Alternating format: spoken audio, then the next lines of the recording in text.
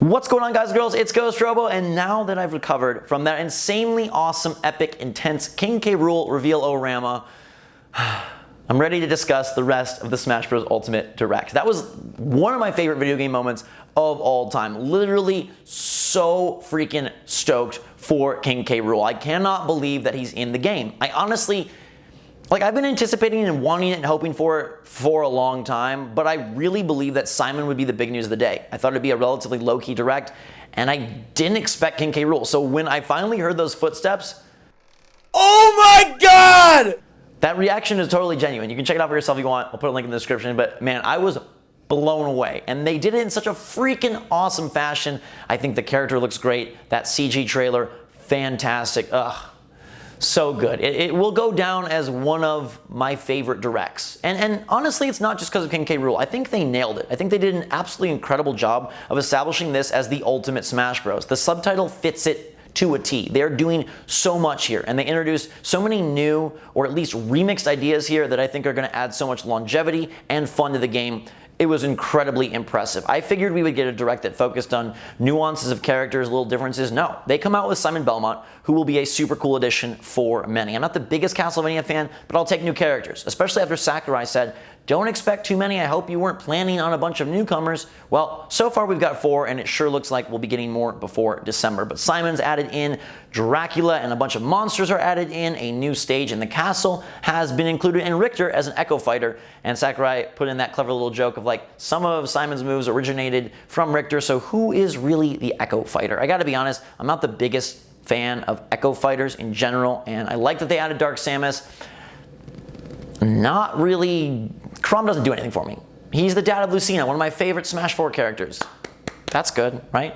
But I love how they incorporate it, and this just shows how much polish is being put into this game, and to really ensure that it is going to be the ultimate Smash Bros. That menu tweak where you can have the Echo Fighters be separated or be included together and then be flipped back and forth so that for you, Daisy may be the default or Dark Samus may be the default. I think that's super cool, and it's just those little nuances and those little touches that Sakurai is such a pro at. The fact that they have over 900 music tracks, 28 hours, and that they separated them into albums, and you can even listen to them with the Switch screen off.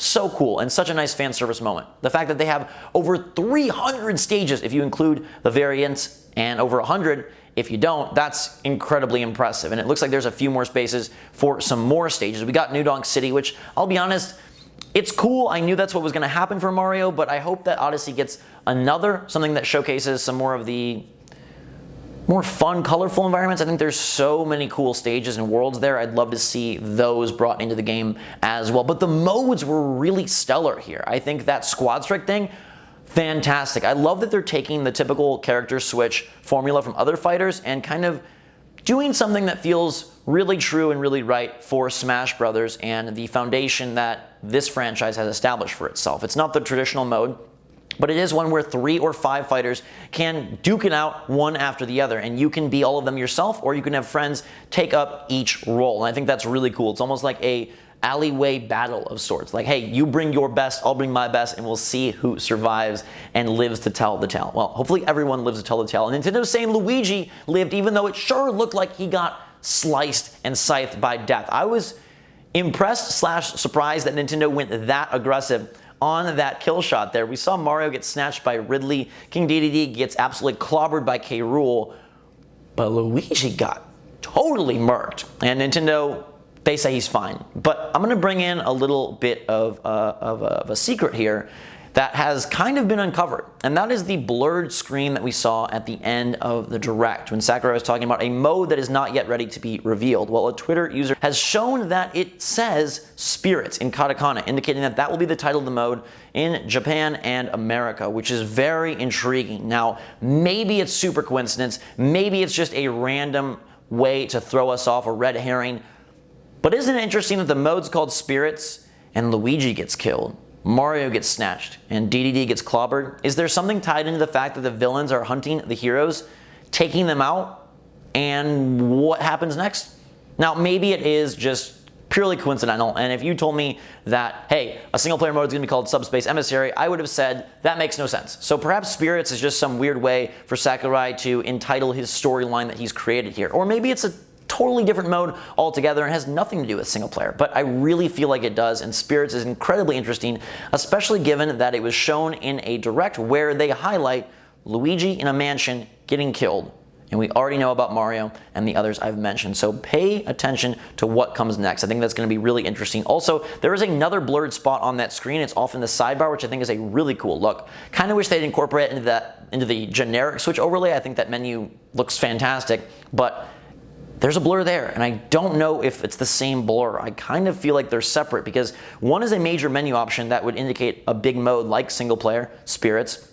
The other on the side seems more like a setting. Maybe it has to do with Amiibo. Maybe it does have to do with this new mode. Maybe it's something completely different, but it feels like there might be two blurred secrets yet to be revealed there. They also discussed a bunch of new assist trophies and items, the banana gun. I was nervous during the banana gun, I'll be honest. I thought that maybe that's where K. Rool was gonna appear.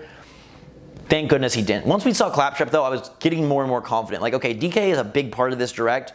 They gotta be hinting and leading towards something. But they also showcased Shovel Knight, which is good, bad. I know a lot of people wanted him as a playable fighter, but hey, at least he's in the game. He looked cool. Ashley is in there. Knuckles is in there.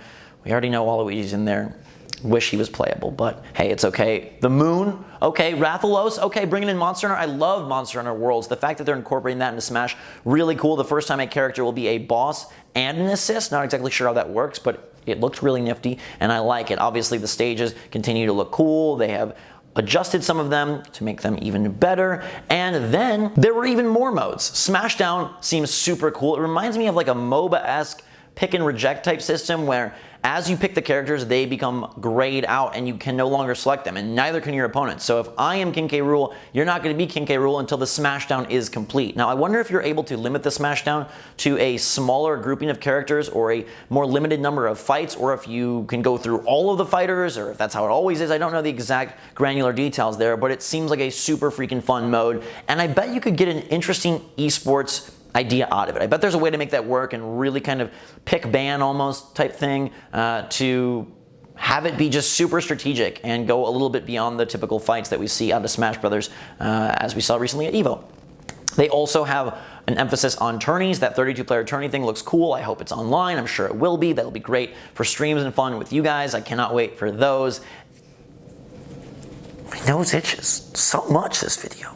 And how could I forget Stage Morph, a super cool new twist where you can literally twist two stages together and you can set it to change over at a specific time or randomly, increasing not only the insanity but also the strategy of the fight. Imagine if you started somewhere with a lot of hazards, preservation would take priority, and then if you go to, say, Battlefield or Final Destination, that's where the real fighting could occur. Or maybe you pick two chaotic stages and have to adjust to the obstacles as you go. I kind of wish they would have been super bonkers and added a mode where it could just keep cycling through stages. So if you wanted to play, say, a 100 stock battle, you could just go through a boatload of different courses. But I love this idea. I think it shows that they're being kooky, they're being clever, and they're prioritizing fun and packing this package with as much of that as humanly possible. We also saw the ability to tweak the rules and then the chargeable Final Smash meter, which seems to help modernize Smash Brothers and make a really cool little tweaked mode where you can charge up your Final Smash for a weaker Final Smash,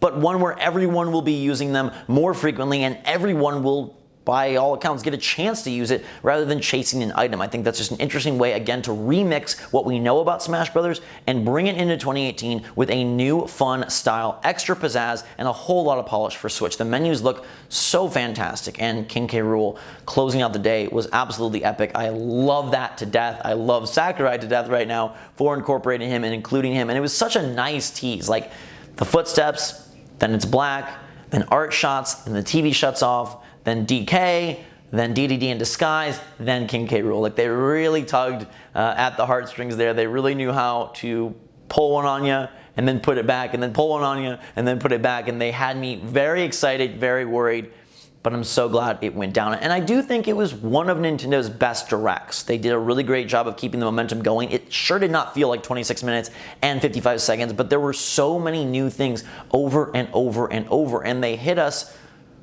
again and again, letting us know that this is really a new Smash. Like, it's so much more than Smash 4, and I think that was the emphasis here. And if Spirits mode is a full-on single player, if it does expand and give us more than the classic mode that they also did mention that does nothing for me, this is really going to be a really great title. It already was going to sell like gangbusters, but being so new and having so much freshness added in there, it's just that much more delicious, and I now cannot wait for Smash Bros. Ultimate. I was worried this would be a letdown of a direct. I was worried that Simon was the big reveal and it got leaked. Instead, so much more. It was just such a great showing, and overall, in this Switch era, Nintendo has done such a nice job of emphasizing and highlighting the fact that they can do new too. They get criticized over and over for same old, more Mario, more Zelda, and yet they innovate in a whole bunch of ways with Breath of the Wild. Mario Odyssey was phenomenal, a mega seller, and pretty darn different as well. And here they come making Smash the best Smash with new tweaks, nuances, and ideas that we've never seen before, and an incredible roster of characters that brings everyone back and then some. I just love to see Nintendo showing the naysayers that they can do new too, that they can do cool, creative, and innovative too, and that they can continue to bring some of the best games the world has ever seen to one incredible platform that I love, and I know tons of other people, heck, by all accounts, 20 million other people love as well. So it was just a fantastic direct all around. And my favorite things, obviously, are Rool, but Squad Strike looks awesome, Smashdown looks epic, the chargeable Final Smash is super fun, and even that little menu tweak where you can separate the echoes, combine them, or flip them, I think that's just super cool. I really appreciate little details like that, and Smash Brothers is absolutely full of them. So let me know your favorite part of today's direct and how you felt about the overall show. Who's next, right? That's kind of where the conversation goes. Who's next? There's got to be a few more characters. We still have a couple months. 2 to 4 more sounds about right. I think that would round out nicely if we had 6 to 8 new fighters. Paves the way for eventual DLC and puts this, like I said, as a really new game with a really great roster, the best roster. Who's next? Dixie Kong to me seems out. I don't know that they're going to waste another slot on a DK representative. I'd love Captain Toad. Still think Captain Toad is a really, really good fit. Maybe another Pokemon. I feel like that might be coming. Although they did spend a lot of time talking Pokemon today in terms of what can pop out of the Pokeball. And Alolan Executor, so cool. I was stunned how huge he is. You can just hold on to him. It made me laugh. It was so ridiculous. The fact that it's so huge, screen-shattering big. Just the tallest, and that's just super fun. And I love how much fun this game is, how much color there is, and I thought that they did a nice job of making Simon decently fun. His moveset's a little underwhelming. I like that he's got that really long reach. Richter's in there, Dracula's in there. All in all, it was a good package. There is the tease that Kid Dracula is going to be in there, which seems ridiculous given that the monsters in the stage were so serious and then Kid Dracula is so goofy. But if you match up that silhouette that they showed the question marks to what people have been discussing on Twitter, it really does look like an exact model of Kid Dracula. And then we have the Karate Joe hint at the end. Now, I don't think Karate Joe is going to be a character in any playable capacity, but he could be incorporated as an assist trophy, maybe a Rhythm Heaven stage. But we do see Donkey Kong in the exact pose of Karate Joe with an almost identical TV set in the Rool trailer. So that has to be intentional. There's no way that it's accidental, and Sakurai doesn't just nod for the sake of nodding. He does it with a purpose, so stay tuned for some Rhythm Heaven inclusion in Smash Ultimate at a later date. I can't wait for the game. I'm so pumped. I cannot wait to play Rool. He pulls out the pirate hat. Oh, so freaking good. Let me know your favorite part in the comments down below. I really love this. I love when I go from breaks on the expectations to like pedal to the metal, full speed ahead, and we are cruising towards launch day in a couple of months. Until that time, everybody, thanks so much for watching. Fantastic day. I love ya. Drink some hot chocolate. Until next time, we'll see you all later.